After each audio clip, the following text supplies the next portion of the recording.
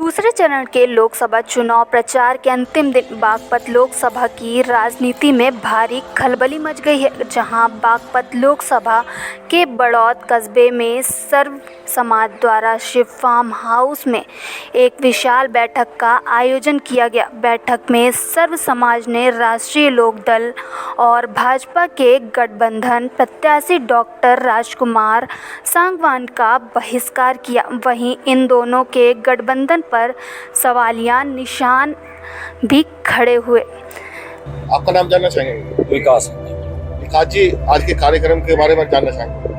आज का कार्यक्रम यहाँ बागपत की जनता को जागरूक करने के लिए है।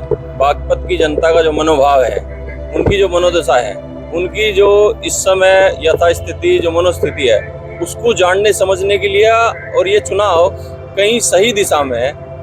बागपत के लोग कहीं ठीक जगह अपना मतदान कर पावे।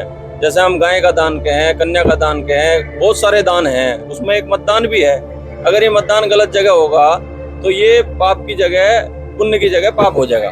तो हमारा मोटा मोटा है ये कहना है कि जैसे अभी आप देख रहे थे कुछ देर पहले, हमारे पास अनुमति है प्रशासन की। हमने चौकी से लेकर, थाने से लेकर, तहसील से लेकर, एसडीएम से लेकर सब जगह से अनुमति ली। उसके बावजूद भी यहाँ प्रशासन के लोग सिर्फ 2 लाइन लिखने पे हम ये कह रहे हैं कि ये जो सम्मान सम्मान सम्मान सम्मान चिल्लाया जा रहा है, सम्मान नहीं, ये सौदा है, ये सौदेबाजी करी गई है। बागपत के लोगों की भावनाओं के साथ छल हुआ, धोखा हुआ। मैं बहुत खराब भाषा में कहूँ तो इनकी लोगों की इमोशंस के साथ रेप हुआ है। ये हाल इस समय देश भर का है कि जैसे प्रशासन रवैया अपना रहा है। रशिया में आपने सुना होगा ना कि कोई सरकार के खिलाफ सोचना भी, लिखना और बोलना तो दूर की बात है, सोचना भी अगर 4 आदमी बैठ के भी बात करेंगे तो उस पर मुकदमा हो जाएगा। वही प्रशासन यहाँ कर रहा है, वही पूरे प्रदेश में कर रहा है, वही पूरे देश में कर रहा है। तो इस समय सीधा सीधा सा हमारा ये कहना है कि लोग खुल के अपने मन की बात रखें। ये जो आने वाली पीढ़ी है ना, ये जो नौजवान आप देख रहे हैं, 13 साल का नौजवान, ये जब इस दौर का इतिहास लिखा जाएगा, आज से 10 साल 15 साल बाद ये पूछेगा ये देश गुलाम क्यों हुआ, तो हमारे पास कोई जवाब नहीं है बताने के लिए। आज हम वैचारिक रूप से भी लगभग गुलामी की स्थिति में हैं। सुबह उठ के अखबार पढ़ने से लेकर, पूरे दिन मोबाइल देखने से लेकर, टीवी देखने से लेकर, आपस में बात करने तक हमारी जो स्थिति है ना, सिर्फ कुछ चंद राजनेताओं और कुछ चंद पार्टियों तक सीमित होगी। हमें किसी पार्टी को, किसी नेता को गाली देनी, किसी की जिंदाबाद करनी, किसी की मुर्दाबाद करनी, होना जाना उससे निकलना कुछ नहीं है। हालात अभी इतने खराब हो चुके कि 10 आदमी बैठ के स्वतंत्र ढंग से वो निष्पक्ष, वो कोई सामान्य न्यूट्रल बात भी नहीं कह सकते। आज जो अभी हो रहा है, जिसे ये गठबंधन बता रहे हैं, वो सीधा सीधा ठगबंधन है, ये सीधा सीधा सौदेबाजी है। ये जो चौधरी जयंत सिंह आज ये कहना चाह रहे हैं कि भाई हमें मोदी में चरण सिंह दिख गया, वो ऐनक जरा बता दे आगे लोगों के बीच में कौन सी सूक्ष्मदर्शी है जिसमें उन्हें चौधरी चरण सिंह में जो है मोदी में चरण सिंह दिख गया। चौधरी चरण सिंह ने पूरी जिंदगी अपनी बिताई इन पूंजीपतियों के विरोध में, किसान मजदूर के पक्ष में, और ये जो है किसान मजदूर का सौदा करके ढाल बन गए ये उन्हीं कॉर्पोरेट की, उन्हीं व्यापारी जगत की। तो हमारा तो सीधा सा कहना है कि इसमें सारी पार्टियों के लोग हैं, बीजेपी के लोग हैं, लोकदल के लोग हैं, सपा के लोग हैं। रिचा जी, मैं एशिया चैंपियन, हिंद केसरी, रुस्तम हिंद, रुस्तम भारत, भारत मल सम्राट, महाबली, Asia champion, Commonwealth champion, Olympian, Arjun awardee, Subhash पहलवान, गांव लोयन मलकपुर, जनपद बागपत, राज्य उत्तर प्रदेश, देश अपना हिंदुस्तान, भारत। कार्यक्रम के बारे में जानना चाहेंगे? कार्यक्रम तो ये है कि कुछ लोग या अधिकतर लोग क्षेत्र के जो एक तरह से बुद्धिमान है, जागरूक है, और जिनका ना गुलामी से मतलब है, ना अंधभक्ति से मतलब है, जो अंधभक्ति से भी आगे निकल गए, गुलामी से भी आजाद हो गए, उनका एक ही मकसद है बागपत का विकास कैसे हो, किस तरीके से हो। और उसके लिए सबसे अच्छा जो एक मार्ग बना रखा है भारत के संविधान ने, वो बना रखा है कि अपना जनप्रतिनिधि अच्छा चुनो, तभी विकास हो सकता है। तो उसी के लिए है कि भाई किसको चुने, क्योंकि एक तरफ तो वे दिखाई देते हैं जिन्होंने देश आजाद होने से 60 साल तक कुछ नहीं करवाया, ये हमारा बागपत सबसे पीछे रह गया। बागपत में नाम मात्र को कहीं विकास नाम की कोई चीज नहीं थी। हमारे क्षेत्र के लोग जब कहते थे विकास, वे समझते थे विकास तो किसी आदमी का नाम या किसी संस्था का नाम हो सकता है, उनको पता ही नहीं था विकास किसको कहा जाता है। लेकिन फिर उन्होंने आने के बाद एक व्यक्ति विशेष यहाँ आया जिसको हम डॉक्टर सत्यपाल सिंह जी के नाम से जानते हैं। उन्होंने यहाँ के लोगों को दिखाया कि विकास क्या चीज़ होती है और कैसे होते हैं और उसके क्या लाभ होते हैं। जैसे रोडों के माध्यम से स्कूल बनवाया, पुल बनवाया, रेल की सुविधाएं बढ़वाई, इस तरह के बहुत से कार्य थे। अब कोई भी गांव ऐसा नहीं बच रहा जहाँ अच्छा रास्ता नहीं, रोड नहीं जा रहा है।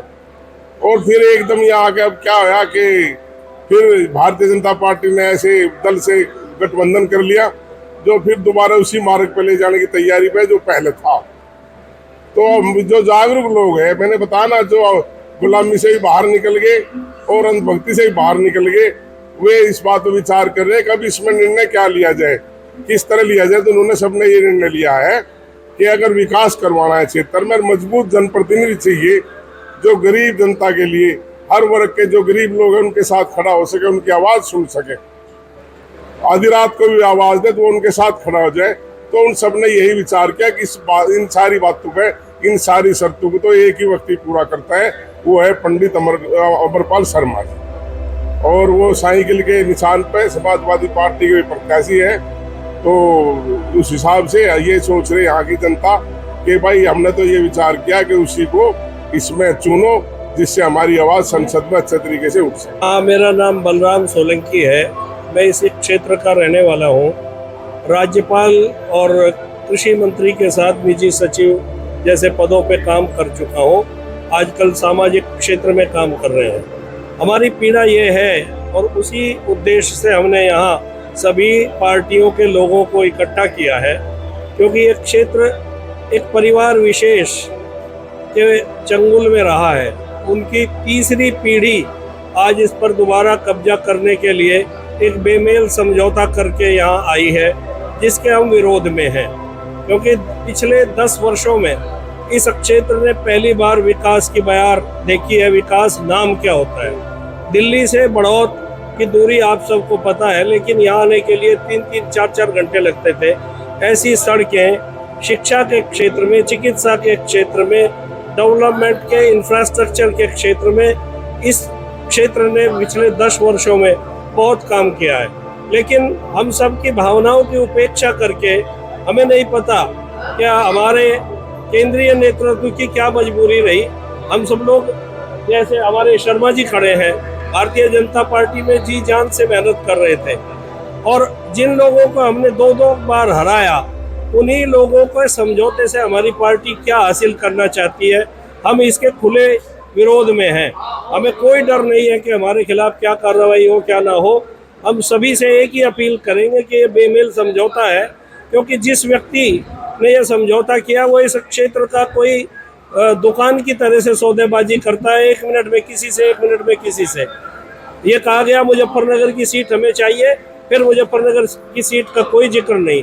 जो आदमी 7 सीटें दे रहा था उससे समझौता न कर 2 सीटों का समझौता क्यों हुआ?